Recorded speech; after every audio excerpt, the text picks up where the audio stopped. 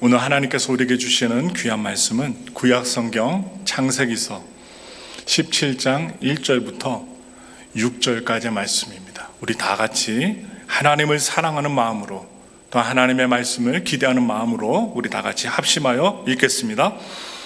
아브라함이 99세 때에 야훼께서 아브라함에게 나타나서 그에게 이르시되 나는 전능한 하나님이라. 너는 내 앞에서 행하여 완전하라.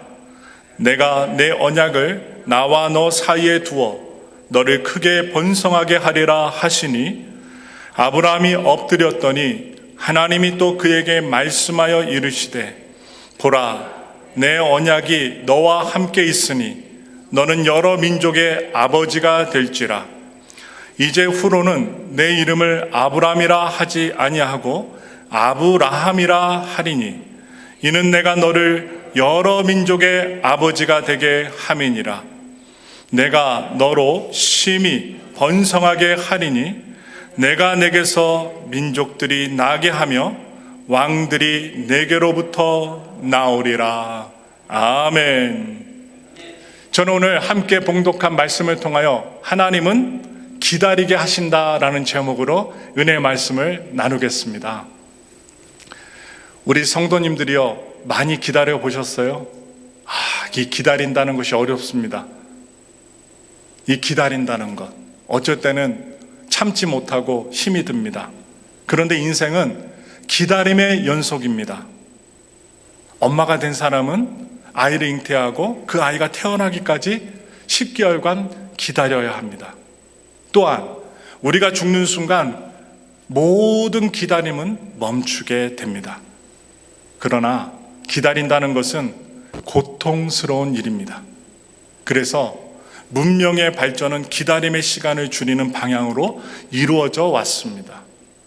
더 빠른 열차, 더 빠른 인터넷, 더 빠른 문화 등등 우리는 문명이 가져다준 이 편리를 누리며 점점 더 기다림의 시간을 못 견디는 사람들로 진화하고 발전해 왔습니다. 오늘 우리가 살펴볼 창세기 말씀에는 기다림의 주인공들이 나옵니다. 그것도 오랫동안 기다렸던 주인공들입니다. 아브라함과 사라입니다. 하나님은 이들에게 무엇을 기다리게 하셨는지, 그리고 그들의 기다림이 어떤 결과를 나타냈는지 말씀을 찾아보며 함께 은혜를 나누고자 합니다. 아브라함과 사라가 오랫동안 기다려온 것이 있었습니다. 기다리고 기다렸어요. 무엇일까요? 그것은 아기를 갖는 것이었습니다. 아기를 원했습니다. 이 고대 근동 지역에서 불임은 하늘이 내린 벌로서 여자들에게는 저주였습니다. 그런 그들에게 하나님께서 엄청난 약속을 던지십니다. 우리 말씀 봅니다. 창세기서 12장 1절부터 2절의 말씀입니다. 우리 함께 읽겠습니다. 야훼께서 아브라함에게 이르시되 너는 너의 고향과 친척과 아버지의 집을 떠나 내가 내게 보여줄 땅으로 가라. 내가 너로 큰 민족을 이루고 내게 복을 주어 내 이름을 창대하게 하리니 너는 복이 될지라. 아멘. 한 아이를 주시겠다는 것도 아니고 이 말씀을 보니까 엄청난 민족, 큰 민족을 이루어 주시겠다는 하나님의 귀한 약속이었습니다.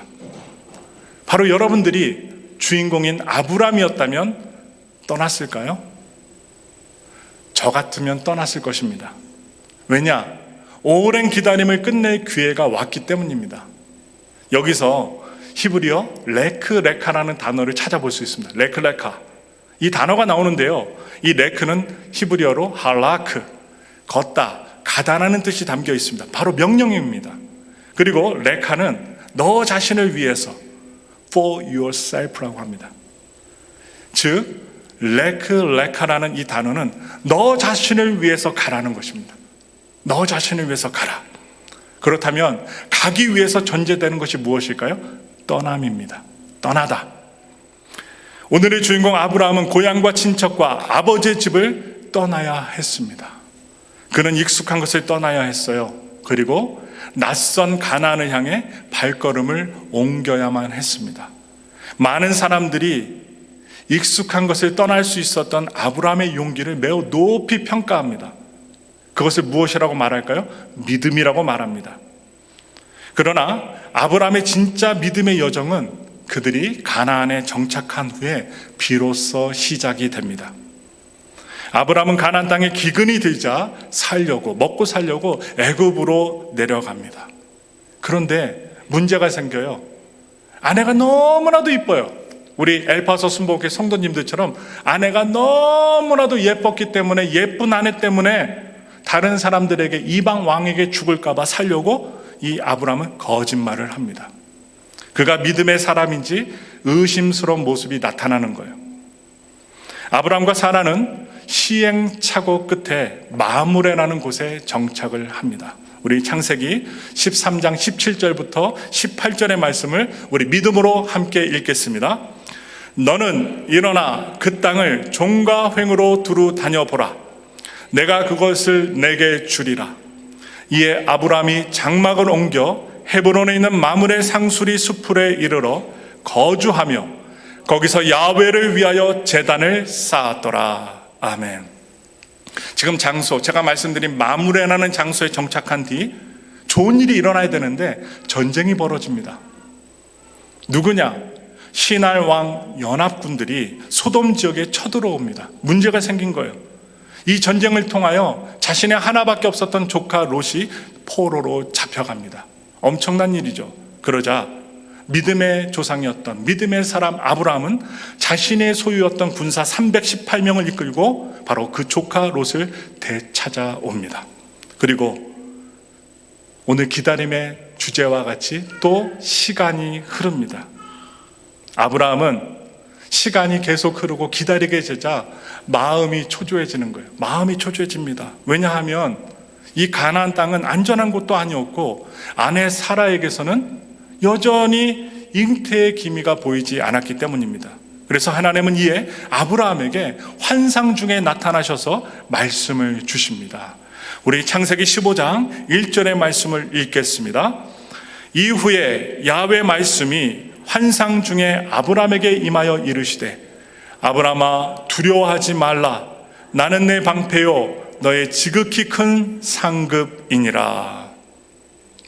바로 하나님께서 환상 중에 아브라함에게 나타나셔서 이 약속의 말씀이 아브라함의 마음에 다가가길 원했는데 아브라함은 이 말씀을 듣고 환상 중에 하나님의 말씀을 듣고 마음에 별로 들지 않는 것 같습니다. 그래서 그는 이렇게 응답합니다. 창세기 15장 2절부터 3절의 말씀입니다. 아브라함이 이르되 주 야훼여 무엇을 내게 주시려 하나이까? 나는 자식이 없사오니 나의 상속자는 이 다메섹 사람 엘리에셀이니이다. 아브라함이 또 이르되 주께서 내게 씨를 주지 아니하셨으니 내 집에서 길린 자가 내 상속자가 될 것이니이다. 아멘. 지금 아브라함은 하나님께 말할 때, 응답을 행할 때 어떤 모습이 나타나요? 서운한 마음이 드는 감정이 듭니다. 그걸 느낄 수 있어요. 그는 아들이 없기 때문에 자신의 종이었던 엘리에셀이 자신의 상속자가 될 것이라면서 이야기합니다. 그 대답에 대하여 하나님은 이 아브라함을 마음 상한, 하나님께 대해서 감정이 상한 아브라함을 이끌고 밖으로 나가서 밤하늘의 별들을 보여주셨습니다. 오늘날에는 환경이 오염돼 갖고 밤하늘을 봐도 인공위성밖에 안 보입니다. 반짝이는 인공위성밖에 안 보이고 별들이 안 보이는데 아브라함이 살았던 그 시대에는 밤하늘 별들이 엄청나게 많았습니다. 바로 마므레라는 장소에서 바라본 밤하늘의 별들은 엄청 많았습니다. 하나님은 말씀하십니다. 하늘을 우러러 무별을 세어보아라. 아브라함은 도저히 셀 수가 없었습니다. 그 수많은 별들을 어떻게 숫자를 셀까요? 못 셌습니다. 그랬더니 하나님은 내 자손이 저와 같을 거야. 이후에 성경은 이런 기록을 남깁니다. 창세기 15장 6절의 말씀입니다. 우리 말씀을 믿음으로 읽겠습니다. 아브라함이 야훼를 믿으니 야훼께서 이를 그의 의로 여기시고. 지금 아브라함의 이 심령 안에 믿음의 씨앗이 떨어진 것입니다. 아브라함의 믿음의 여정은 이때로부터 비로소 시작이 되었습니다. 아브라함이 믿은 것은 저 수많은 별들과 같은 축복에 대한 약속이 아니었습니다. 하나님 자신이었습니다. 하나님의 인격에 그는 설득이 된 것입니다. 그런 아브라함에게 하나님은 횃불의 형상, 불 붙는 횃불의 형상으로 쪼갠 재물 고기 사이를 지나가시며 땅과 자손에 대한 언약을 맺으셨습니다. 약속을 하신 거예요. 확실한 약속. 이제 아브라함에게는 언약이 있었습니다. 그러나 오늘 주제와 같이 또 시간이 흐르고 흐릅니다. 시간이 흐르는 동안, 그것도 몇 년? 10년의 시간이 흐르는 동안 아브라함이 가장 원했던 일은 일어나지 않습니다. 하나님이 약을 올리시는 걸까요? 아닙니다. 땅과 자손을 주시겠다는 하나님의 약속은 이루어질 기미조차 보이지 않았습니다. 그래서 아브라함의 부인이었던 사라는 초조한 마음에 그의 여종이었던 하갈을 남편에게 첩으로 주어서 아이를 갖게 합니다. 그리고 낳게 했습니다. 창세기 16장 3절의 말씀을 우리 크게 한번 읽겠습니다. 아브라함의 아내 사레가 그 여종 애굽 사람 하갈을 데려다가 그 남편 아브라함에게 첩으로 준 때는 아브라함이 가나안 땅에 거주한 지 10년 후였더라. 10년이라는 시간은 짧은 시간이 아닙니다. 오늘날은요, 강산이 2번 변하고도 남는 시간입니다. 우리는 이렇게 해서라도 아이를 갖고 싶어하는 아브라함과 아내였던 사라 부부의 모습에 인간적인 연민을 느끼게 됩니다. 얼마나 아이를 갖고 싶었는가. 그러나 이 사건 이후에 하나님은 이상하게도 13년 동안 침묵을 하십니다. 아무 얘기도 안 하셔요. 그리고 아무런 역사도 일으키지 않으십니다. 창세기 17장 1절의 말씀을 우리 다 같이 함께 읽겠습니다. 아브라함이 99세 때에 야훼께서 아브라함에게 나타나서 그에게 이르시되 나는 전능한 하나님이라 너는 내 앞에서 행하여 완전하라. 여기 우리가 성경을 볼 때마다 읽을 때마다 궁금점이 생깁니다. 하나님은 왜 침묵을 하시는데 13년 동안 침묵을 하셨다가 갑자기 나타나셨을까? 하나님은 왜 아브라함에게 너는 내 앞에서 행하여 완전하라고 명령하셨을까? 그것이 궁금해집니다. 그것은 아브라함의 삶이 이전에는 완전하지 않았음을 알려주시는 것입니다. 완전하지 않았다. 그는 우리가 좀 전에 말씀을 보고 이야기를 들으셨던 것과 같이 누구의 말을 많이 받아들였어요? 하나님의 말씀보다는 아내 사라의 의견에 따라 하나님보다 앞서 걸어갔습니다. 여러분과 저 같았으면 첩이었던 하갈을 딱 이렇게 줄 때, 첩으로 줄 때 내 여종과 몸종과 함께 들어가서 동침하시오 이 말할 때 어떻게 해요? 여러분과 저는 이렇게 얘기했을 것 같아요. 여보, 내가 당신을 사랑하는데 내가 어찌 저 첩하고 밤자리를 가질 수 있겠어? 그럴 수 절대 없어. 난 당신밖에 없어 하면서 어떻게 해요? 이 말을 했더라면 이스마엘과 하갈의 비극은 일어나지 않았을 것입니다. 그런데요, 아브라함이 어느 때 말을 잘 들어요? 꼭 요럴 때 미꾸라지처럼 아내의 말을 똑딱 듣습니다. 다른 때는 말 안 듣다가 막 부부싸움 하다가 첩하고 동침하세요 딱 했더니 그럴까? 하면서 어떻게 해요? 마지 못해서 동침하는 듯이 동침을 해버려요. 여러분, 웃기는 이야기지만 참 아브라함이 미꾸라지 같은 신앙이 있었습니다. 하나님은요, 이러한 아브라함과 사라의 모습을 보면서 인간적인 힘이 빠질 때까지 13년이라는 시간을 더 기다리게 만드셨다는 거예요. 무엇입니까? 하나님의 때를 기다리지 못하고 인간적인 방법을 다 사용했던 사라와 아브라함을 하나님께서 훈련시키시는 거예요. 너의 힘대로는 아니 된다. 내 말에 순종해라. 기다리는 것이 힘드니 좀만 기다려. 너에게 줄 거야. 로마서는 아브라함의 믿음의 여정을 이렇게 표현합니다. 우리 다 같이 로마서 4장 18절부터 20절의 말씀을 힘차게 읽겠습니다. 아브라함이 바랄 수 없는 중에 바라고 믿었으니 이는 내 후손이 이같으리라 하신 말씀대로 많은 민족의 조상이 되게 하려 하심이라. 그가 100세나 되어 자기 몸이 죽은 것 같고 사라의 태가 죽은 것 같음을 알고도 믿음이 약하여지지 아니하고 믿음이 없어 하나님의 약속을 의심하지 않고 믿음으로 견고하여져서 하나님께 영광을 돌리며. 지금 이 이야기는요, 결과적인 이야기입니다. 결과적인 이야기. 아브라함의 그 믿음이 견고해진 것은 어느 때냐? 100세 나이가 되어서입니다. 100세가 되어서야 깨닫게 되는 거예요. 그가 100세가 되었을 때 아브라함의 몸은요, 죽은 것 같았고 사라의 태도 죽은 것 같음을 그들은 알게 되었습니다. 도저히 아이를 가질 수 없음을 깨닫게 되었습니다. 육신의 힘을 의지하여 자녀를 낳을 수 있겠다는 기대를 더 이상 기대할 수 없는 그때, 하나님은 그때 아브라함과 사라에게 찾아오신 것입니다. 그는 이제 자신의 몸과 사라의 태로는 더 이상 아기를 가질 수 없음을 알았습니다. 하나님의 약속이 성취되는 근거가 이제는 더 이상 자신들로부터는 가능하지 않음을 인정하지 않을 수가 없었습니다. 상황을 보면 아무것도 바랄 수가 없었어요. 나이든 노인네 두 사람 서로 쳐다보면서 손잡고 어떻게 해요? 기도할 수밖에 없었습니다. 그러나 그들은 절망 대신 바랄 수 없는 중에 바라고 믿는 진정한 믿음의 길로 걸어가게 됩니다. 이 믿음의 근거가 자신들이 아니라, 자신의 육신의 몸이 아니라 이제는 전능하신 하나님께 있었기 때문입니다. 하나님은 이 아브라함이 완전함에 이를 수 있도록 이제는 무슨 방법을 사용하시냐? 이름을 바꿔주십니다. 그 말씀 봅니다. 창세기 17장 4절부터 5절의 말씀 우리 함께 읽겠습니다. 보라, 내 언약이 너와 함께 있으니 너는 여러 민족의 아버지가 될지라. 이제후로는 내 이름을 아브람이라 하지 아니하고 아브람이라 하리니 이는 내가 너를 여러 민족의 아버지가 되게 함이니라. 아멘. 지금 이 말씀에요, 이름을 바꿔주시는 하나님의 방법에 오묘한 하나님의 섭리가 담겨 있습니다. 지금 아브람 세 글자는요, 존귀한 아비라는 뜻입니다. 그런데 한 글자 더해서 아브라함은 열국의 아비라는 뜻으로 바뀌어요. 그런데 히브리어로 보니까 이 아브람이라는 이름에 여호와 하나님을 상징하는 단어 하나가 있습니다. 해자라는 단어입니다. 이 해라는 단어가 합쳐지니까 아브라함이 되었습니다. 인간적인 아브라함이 하나님 앞에 완전해지기 위해서는 전능하신 하나님이 그의 이름에, 그의 삶에 더해져야만 했습니다.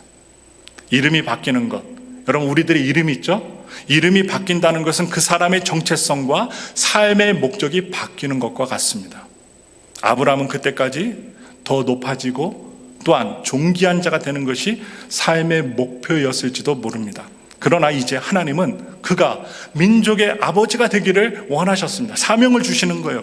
하나님은 그가 그저 높고 위대한 자가 되는 것이 아니라, 자녀만 많이 낳는 사람이 아니라 여러 민족들에게 하나님의 생명을 전하는 믿음의 아버지가 되기를 간절히 원하셨던 것입니다. 아브람뿐만 아닙니다. 사라, 여러분 사레라는 이름이 사라로 바뀌죠. 아내였던 그 사레 이름도 바뀌어요. 이 사레라는 이름에 하나님, 여호와라는 그 단어 한자, 해자라는 단어가 딱 합쳐지니까 사레가 사라로 변화되었습니다. 인간적인 사례가 완전해지기 위해서, 하나님 앞에 인정받고 영광을 돌리기 위하여 전능하신 하나님이 그녀의 삶에 더해지셔야만 했습니다. 그리하여 사라는 더 이상 한 남자의 부인이 아니라 여러 민족의 왕비가 되어야만 했습니다. 그것이 하나님의 목적이에요. 그저 남편 잘 만나서 시집 잘 가는 것이 중요한 것이 아니라 하나님의 자녀들을 낳는 어머니가 되는 것, 그것이 하나님이 보시는 완전함이었다는 것입니다. 우리 다시 한번 장소로 돌아갑니다. 아브람과 사라가 있었던 장소 어디죠? 마므레라는 장소입니다. 이 마므레라는 장소는 아브람과 사라가 아들 이삭을 얻기까지 약 25년 동안 그 땅에서 먹고 마시고 목동일을 행하면서 살았던, 기다렸던 장소입니다. 이 마므레는 기다림에 지친 아브람에게 하나님께서 밤하늘에 이 별들을 보여주신 장소였습니다. 아브라함은 항상 의심했어요. 왜냐? 계속 하나님 들어주시지 않으니까, 계속 시간을 끄시니까, 기다리게 하시니까 의심하는 아브라함에게 하나님은 쪼갠 고기 사이로 횃불이 되셔서 지나가시며 친히 언약하신 장소였습니다. 또한 마므레라는 장소는 아브라함과 사라가 열국의 아비와 어미로서의 정체성을 갖도록 이름을 바꿔주신 곳이었습니다. 아브라함이 오랜 기다림 끝에 얻은 것은 과연 무엇일까요? 그것은 하나님 한 분에 대한 절대 믿음입니다. 절대 믿음. 그들은 마무리해서 이 절대적인 믿음을 유산으로 물려줄 수 있는 가정을 준비했던 것입니다. 여러분, 묻겠습니다. 가족의 목적이 무엇입니까? 가족의 목적, 서로 의지하며 행복하게 잘 사는 것이 가족의 목적이라면 그것은 반쪽짜리 답입니다. 하나님은 믿음이 준비된 아브라함에게 그와 그의 가족의 사명 선언문과 같은 말씀을 전해주십니다. 그 말씀 봅니다. 창세기 18장 19절의 말씀, 우리 다 같이 함께 읽겠습니다. 내가 그로 그 자식과 건속에게 명하여 야훼 도를 지켜 의와 공도를 행하게 하려고 그를 택하였나니 이는 나 야훼가 아브라함에게 대하여 말한 일을 이루려 함이니라. 지금 이 말씀에 의하면 가족의 목적은 여호와 야훼 하나님의 도를 지켜 의와 공도를 행하게 하는 것이라고 분명하게 말합니다. 하나님은요, 다른 어떠한 제도와 기관이 아니라 가족을 통해 하나님의 뜻을 배우며 생명을 전달하는 일을 하기를 원하셨습니다. 누가요? 가족들이, 바로 여러분과 제가, 아브라함과 사라가 그렇게 하길 원하셨습니다. 그래서 하나님은 절대 믿음을 가졌던 한 아비와 어미를 만들어 주시기 위하여 마므레라는 장소에서 25년이라는 시간 동안 아브라함을 또한 사라를 훈련시키시고 준비시키시고 기다리게 하셨던 것입니다. 따라서 우리가 성경의 말씀을 보며 해석해보고 또한 묵상해보고 우리 마음으로 생각해볼 때 기다림은요, 결코 불필요하거나 허비된 시간이 아니었습니다.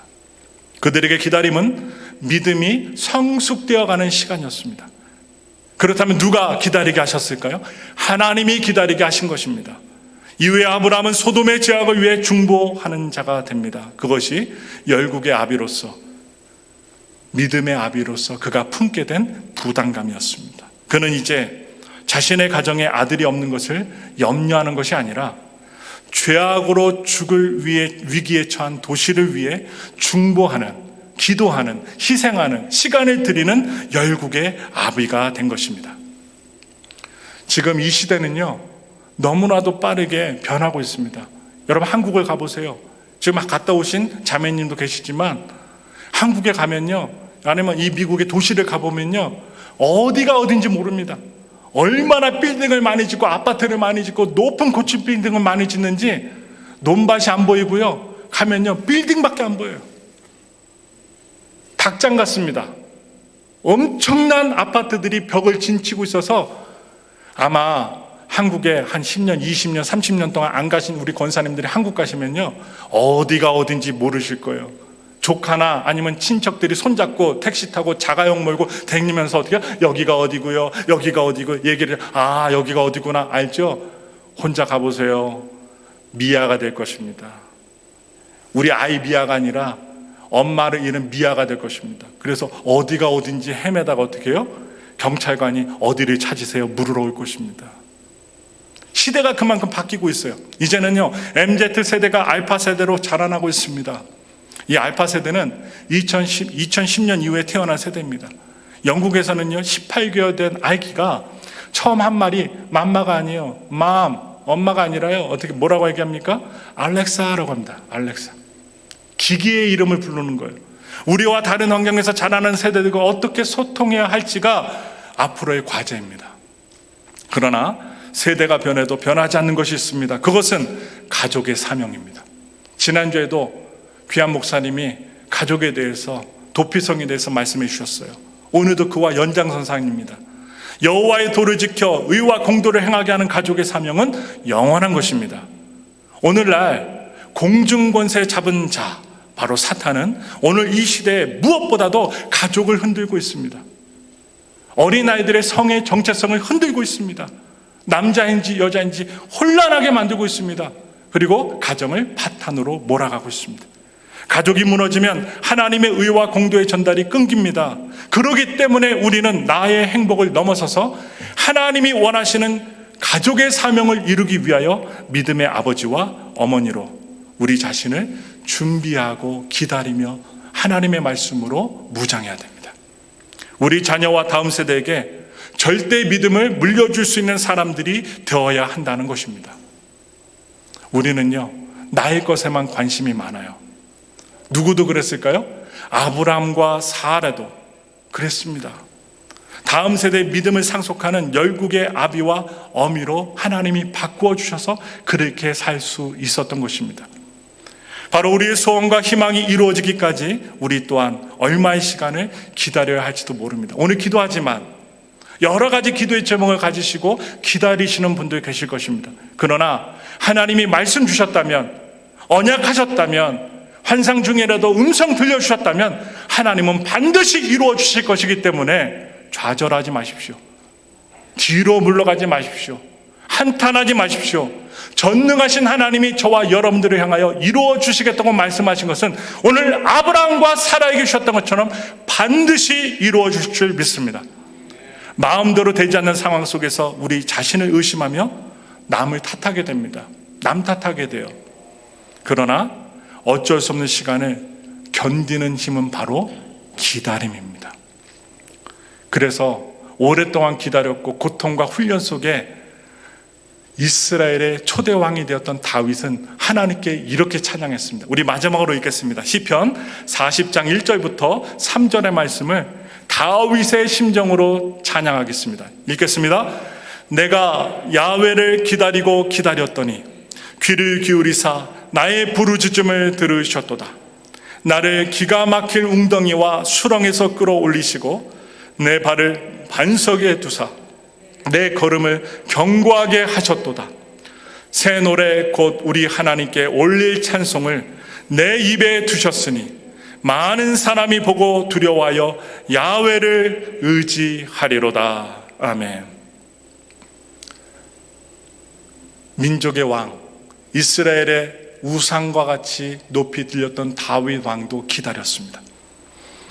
인류의 구원의 역사는 아브라함의 기다림으로부터 시작됩니다. 바로 그 오랜 기다림 끝에 하나님은 바로 그의 인생에 찾아오셨고 그의 걸음을 견고하게 하셨습니다.